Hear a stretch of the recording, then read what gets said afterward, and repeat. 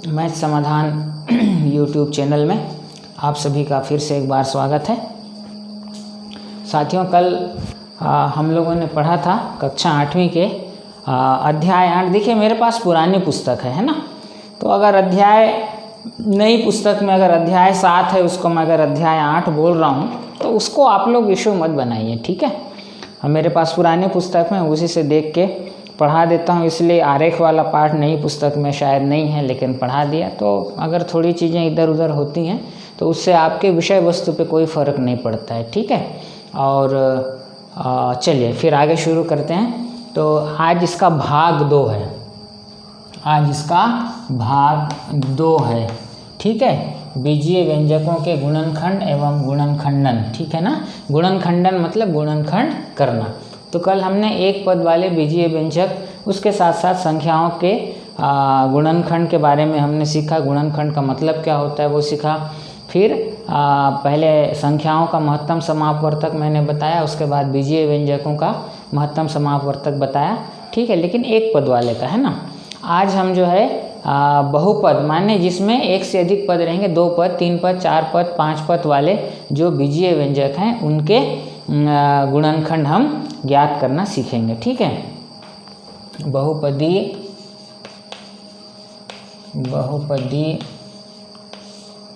बीजीय व्यंजकों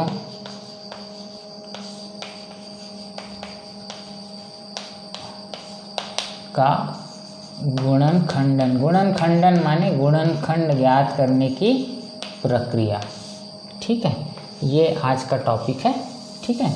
तो हम जब 2 या 2 से अधिक पद रहेंगे तो हम उनका गुणनखंड कैसे ज्ञात करेंगे ये देखते हैं। तो कोई भी एक उदाहरण से शुरुआत करते हैं। जैसे मान लेते हैं x² धन 5x क्यूब, ये एक प्रश्न है मान लीजिए, ठीक है। x² धन 5x क्यूब का गुणनखंड ज्ञात कीजिए, गुणनखंड ज्ञात कीजिए। अब इसको हल करने का फिर से 2 तरीका है, आप लोग देखिएगा। हमको क्या करना है, x² धन 5x क्यूब इसका गुणनखंड ज्ञात करना है। तो हम x² को कैसे लिख सकते हैं, x गुणित x लिख सकते हैं ऐसा, धन 5x क्यूब को 5 गुणित x का घात 3 है, माने x गुणित x गुणित x। शुरू में ऐसा बनाइए, जब बाद में आपकी आदत हो जाएगी तो आप डायरेक्ट जो है कॉमन या उभयनिष्ठ निकाल के कर सकते हैं। अब हमको क्या करना है, दोनों पदों में, इस पद में और इस पद में जो जो चीज़ कॉमन है उनको अलग कर लेना है। तो कौन कॉमन है, x यहाँ पर भी है, x यहाँ पर भी है, इस x के साथ इस x, यहाँ एक बार x है तो इधर का एक बार x उसके साथ कॉमन हो जाएगा, उसको हमने बाहर लिख दिया, ठीक है। ये x और ये x माने ये x और इसी के लिए ये यहाँ पर उभयनिष्ठ है, वो बाहर आ गया। फिर ये x और उसके लिए दूसरे पद में ये वाला x उभयनिष्ठ है, ये भी बाहर आ गया, ठीक है। अब कोई उभयनिष्ठ है, यहाँ कोई ऐसी संख्या नहीं है जो इसके साथ उभयनिष्ठ हो, इसलिए हमारा काम हो गया गुणित। यहाँ कोई चिन्ह नहीं माने गुणित। अब यहाँ से x निकल गया, यहाँ से x निकल गया, तो यहाँ क्या बचेगा, 0 नहीं बचेगा। यहाँ क्या बचेगा, 1 बचेगा, क्योंकि हमेशा गुणित 1 रहता है, मैं बताया हूँ। तो यहाँ क्या बचेगा, 1 बचा, धन का धन। यहाँ पर क्या बचा, 5, ये निकल गया, ये निकल गया, गुणित x, 5 गुणित x, ठीक है। इसको बड़ा कोष्टक कर लीजिए, यहाँ छोटा कोष्टक लगाना। तो ये क्या हो गया, x का वर्ग गुणित 1 धन 5x। अब देखिए x² धन 5x क्यूब 2 संख्याओं के या 2 बीजीय व्यंजकों के गुणनफल के रूप में हमने यहाँ पर लिख दिया। x² गुणित 1 धन 5x, देखो ये एक बीजीय व्यंजक है और ये एक बीजीय व्यंजक है। हमने x² धन 5x क्यूब को 2 बीजीय व्यंजकों के गुणनखंड के रूप में लिख दिया, गुणा के रूप में लिख दिया। तो जब हम किसी संख्या को या किसी बीजीय व्यंजकों को इस प्रकार लिखें कि वो 2 या 2 से अधिक संख्याओं के गुणा के रूप में रहे तो इसी को क्या कहते हैं, गुणनखंड। ये ज्ञात करने का और एक तरीका होता है। हमने जो कल गुणनखंड निकालना सीखा था वो किसी संख्या या एक पदीय जो बीजीय व्यंजक था उसके सभी गुणनखंड निकाले थे। यहाँ पर आज हम 2 या 2 से अधिक पद वाले बीजीय व्यंजकों का गुणनखंड निकाले तो इसके लिए क्या तरीका करना है कि दोनों पदों में जो जो उभयनिष्ठ है उनको बाहर कर देना है और जो अंदर बचा है उसको लिख देना है। तो ऑटोमेटिक वो 2 या 2 से अधिक, आगे के प्रश्नों में शायद 2 से अधिक भी पद मिलेंगे कि गुणनफल के रूप में परिवर्तित हो जाएगा। और यही यहाँ पर आकर हम क्या कर लिए, x³ धन 5x² का गुणनखंड ज्ञात कर लिए। इसके 2 गुणनखंड हुए, पहला कौन x², दूसरा कौन 1 धन 5x, इसके 2 गुणनखंड हुए। यहाँ पर आपका उत्तर हो जाता है। एक तो ये तरीका हुआ। दूसरा तरीका है महत्तम समापवर्तक निकालना, आप लोग सीखे हैं। मैं इसको दूसरे तरीके से, चीज़ यही रहेगी लेकिन दूसरा तरीका है ना। अभी जो भाग बता रहा हूँ उसको रफ में करना है। कहाँ करना है, रफ में करना है, ठीक है, रफ में करना है, ठीक। अब आप इसका और इसका महत्तम समापवर्तक निकाल दो। तो मैं कल सिखाया हूँ हम कैसे करेंगे, x² का और 5x³ का महत्तम समापवर्तक निकालेंगे। तो कैसे निकलेगा, x² और x³ का महत्तम समापवर्तक पहले निकालेंगे, है ना। x² और x³ का महत्तम समापवर्तक तो क्या निकलेगा, x² निकलेगा। कैसे निकलेगा, x² के गुणनखंड होंगे 1x² और x³ के गुणनखंड होंगे 1x² और x³। उभयनिष्ठ कौन कौन है, ये दोनों और ये दोनों। और महत्तम समापवर्तक माने कौन होता है, सबसे बड़ा उभयनिष्ठ गुणनखंड। तो सबसे बड़ा उभयनिष्ठ गुणनखंड कौन है, x²। इसलिए x² और x³ का महत्तम समापवर्तक क्या हुआ, x² हुआ, ठीक है। इनका महत्तम समापवर्तक क्या हुआ, x² हुआ। और यही x² देखो बाहर निकला है। तो अगर आप ऐसे अलग अलग करके करें सीखने के लिए तो भी अच्छा है, नहीं तो सीधा सीधा आप क्या करें, x² और 5x³ का क्या निकालें, रफ में महत्तम समापवर्तक निकालें। जो कितना निकला, x² निकला। और जो महत्तम समापवर्तक निकलेगा है ना, वही जो है कॉमन होके बाहर आएगा। देखो वहाँ x² महत्तम आया, यहाँ x² कॉमन निकला। अब आप इस विधि में हल कैसे लिखोगे, चूँकि x² और 5x³ का महत्तम समापवर्तक बराबर x², इसलिए प्रश्न क्या था, x² धन 5x³ बराबर क्या बाहर निकालेंगे, x²। इन दोनों में कॉमन क्या है, देखो ये x² जो है इन दोनों में कॉमन और सबसे बड़ा उभयनिष्ठ और सबसे बड़ा गुणनखंड है ना, तभी तो महत्तम समापवर्तक हुआ। तो उसको बाहर निकाल लेंगे। तो x² बाहर निकालो, कोष्टक लगाओ, तो यहाँ x² पूरा बाहर आ गया। तो यहाँ क्या बचा, गुणित 1 था तो यहाँ 1 बचा, धन का धन बचा। अब ये 5x³ में से x² बाहर निकला तो क्या बचेगा वो जानने के लिए कुछ मत करो। 5x³ में क्या बाहर निकला, x² बाहर निकला, इसका भाग दे दो तो 5 का 5 आया, x का घात 3 भागित x का घात 2, x का घात 1, 5x आया। तो उत्तर आ गया वही x² गुणित 1 धन 5x, x² गुणित 1 धन 5x। तो इस प्रकार हम 2 या 2 से अधिक पद वाले बीजीय व्यंजकों का गुणनखंडन करेंगे या गुणनखंड ज्ञात करेंगे। खूब सारे प्रश्न हल करते जाएंगे आप लोग, तो आप लोगों को आसानी होगी। कुछ बच्चे भी जुड़े हैं चैनल में और खूब सारे प्रश्न करते हैं, वो एक ही प्रश्न बार बार करते हैं, आपका फ़ोन नंबर दो। भाई मैं फ़ोन नंबर पहले भी दे चुका हूँ, आज फिर दे रहा हूँ। आप लोग वीडियो पूरा देखेंगे तब ना मिलेगा।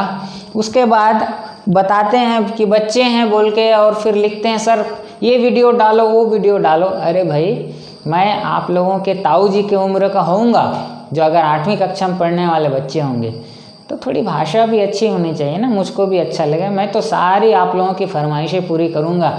आप लोग कोई फरमाइश नहीं भी करेंगे तो तो मैं वचनबद्ध हूँ, जब तक मैं खड़े होकर पढ़ा सकता हूँ मिडिल क्लास और 9वीं 10वीं के कम से कम सारे गणित के विषय के सारी पुस्तकों के मैं वीडियोस बनाऊंगा ही। ठीक है, मैं इसको एकदम अपने आप से मैं वचनबद्ध हूँ। तो ये मेरा नंबर है। रही बात ऑनलाइन क्लास, तो हम मेरे स्कूल के लिए मैंने जो टाइम टेबल बनाया है उसमें हम लोग एक दिन में एक कक्षा का 3 क्लास रखते हैं, क्योंकि उससे अधिक एक दिन में एक कक्षा की 1 क्लास रखते हैं, क्योंकि एक से अधिक क्लास रखने से बच्चे लोगों का डेटा पूरता नहीं है। ठीक है, इसलिए क्या होता है, हफ्ते में एक दिन मेरी क्लास आती है। कब आती है? फ्राइडे के दिन आता है। तो आप लोग अपना नंबर भेजेंगे तो मैं लिंक शेयर कर दिया करूँगा।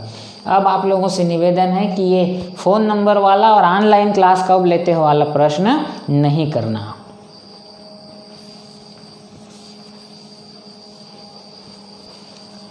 तो चलिए आगे बढ़ते हैं और प्रश्न लेते हैं।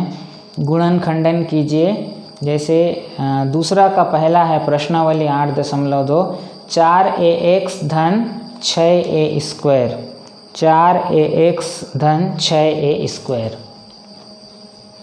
दूसरा का पहला 4ax धन 6a स्क्वायर, ये प्रश्न है।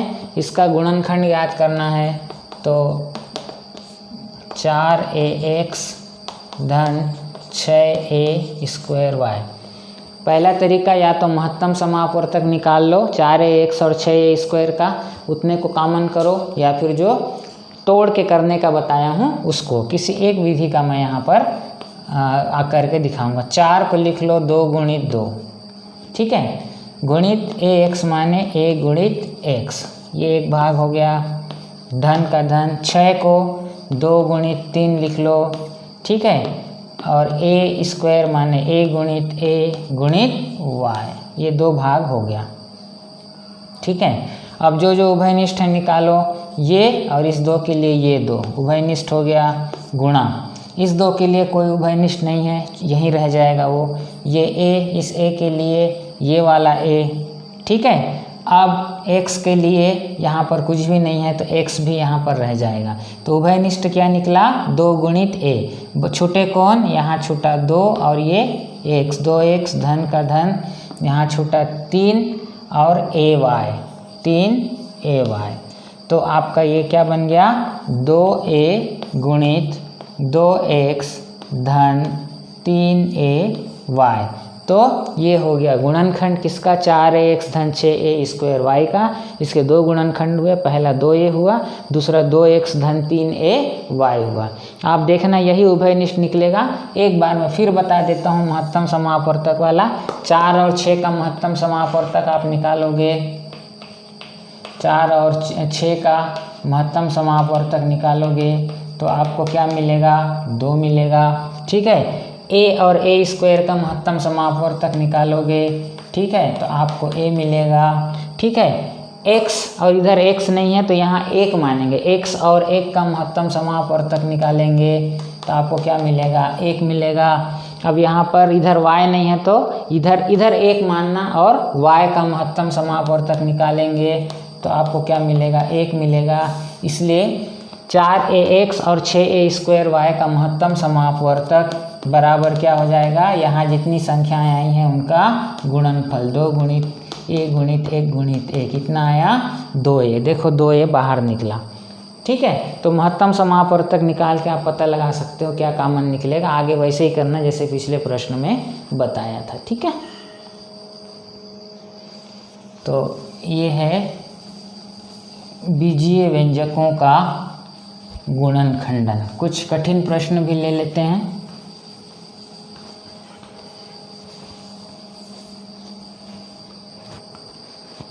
चलिए